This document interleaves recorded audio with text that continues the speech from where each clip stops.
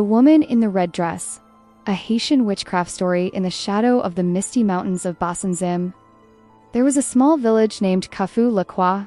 It was a place forgotten by time, where the people still swept their yards with palm brooms. Roosters announced the sun, and nobody walked alone after dark. Everyone in Kafu-La-Croix knew the rules. Never whistle after midnight, never answer if someone calls your name from the forest, and never ever look a stranger in the eyes if they arrive after sunset. Mamie Celine, the village herbalist, had lived there her whole life. Her hut was on the edge of the woods, where the air smelled of clove and cedar. She knew things that made mothers bring sick babies to her, since she was a young girl. And men crossed themselves when they passed her gate. They said she spoke to the Elwa, spirits of the Vaidu world. Some called her a healer, others called her a witch. But all agreed, she kept the balance between the seen and the unseen. One night, as a thunderstorm rolled in from the sea, a woman appeared in the village. She was tall, beautiful, with skin like polished mahogany, eyes like rain clouds, and a voice that made men forget themselves. She wore a flowing red satin dress, the kind no one had seen since carnival days long gone. No horse, no cart, no footprints behind her in the mud. She called herself Vivian, said she was a traveler looking for rest. The villagers gave her a room in the abandoned house near the cemetery, a house no one had lived in since old Papa Luke hanged himself from the rafters. That night, the storm raged. Roosters crowed at 2 a.m. A baby was born with black eyes and no cry. By morning, the old widow named Mant Lin was dead in her sleep. Her rosary clutched so tightly, it broke. Mamie Celine went to the house and placed 3 lines of salt across the doorway. She should not be here, she told the villagers. Red is the color of power. That dress isn't cloth. It's a warning.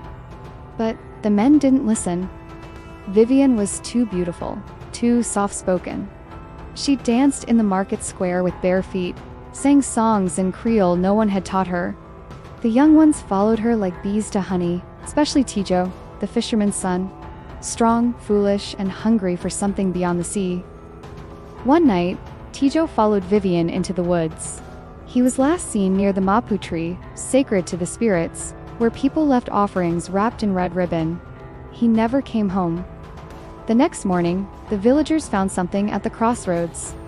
It was Tijo's heart, still warm, wrapped in a scrap of red satin.